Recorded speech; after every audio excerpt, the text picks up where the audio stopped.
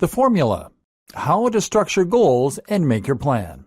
Now you know the basis of what makes a great goal. It's time to actually start building these kinds of goals for yourself. Later, we'll be applying this same formula to different areas of your life so that you can start going after a better body, better salary, and better love life. But in each instance, we'll be reapplying this same strategy. Step 1. Visualization. The first and most important step is to visualize what you want and to really understand what you want. We already discussed this a little in respect to becoming richer. Often you'll find it's not really the money that you want, but rather what that money represents in terms of your lifestyle or your status. The same goes for being fit. It's not enough to want to be thinner or healthier. You need to understand your own motivations for wanting that. Do you want to feel more physically capable? Perhaps become a professional athlete? Do you want to prevent the deterioration that many experience as they age? Do you want to look amazing so that you can be more successful with the opposite sex? The best way to get an idea of what you want from life in any given area is often just to visualize the future. That means closing your eyes and just calling to mind your ideal future. Where are you? What do you look like? What do you do for a living? Who are you with? By picturing your future in this abstract way, you'll be able to start analyzing what it is that you're actually trying to accomplish, and from there, you can begin to look at the more concrete steps you need to take in order to get there. Some other strategies that can help with this are looking at your role models and seeing what they have in common. Thinking about the things that excite you, your hobbies, the things you're a fan of, etc. Thinking about the last time you felt truly happy or truly alive.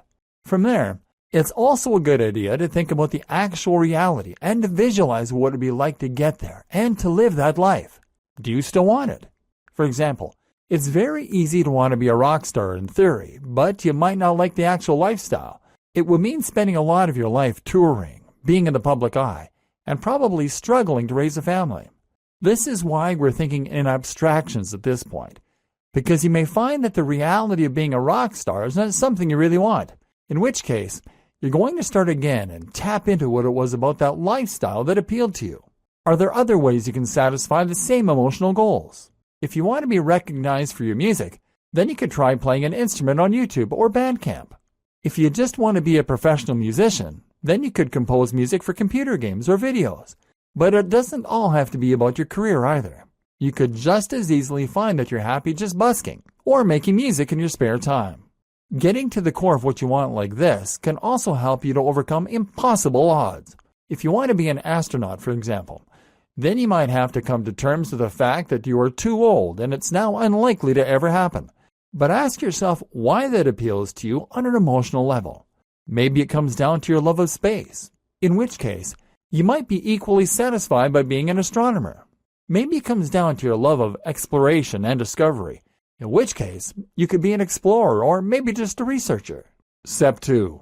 Assess your situation honestly and thoroughly. The next crucial step is to assess your current situation versus the ideal one that you have visualized. This is where you're going to analyze the gulf between real life and your dream future, and then try and find what the best way to bridge that gulf is. Making an honest appraisal of your current situation is a very important way to assess your current position and to thereby get an idea of your strengths and weaknesses. And in particular, you need to think about what advantages you have, what networks, what contacts, and what opportunities. You may feel that you have none, but that probably means that you just haven't been thorough enough. As the saying goes, there's no such thing as a lack of resources, only a lack of resourcefulness. This is also where you're going to analyze just how likely your goals are, and then perhaps rephrase them on that basis. If you've seen that you aren't likely to become an astronaut, then it's time to create a more achievable goal, such as becoming an astronomer. If your goal is to date incredibly hot women, then perhaps it's time to reassess and at least start out by aiming for women that are on a similar level to yourself. Your mantra for this step is to assess your situation honestly and then take the path of least resistance.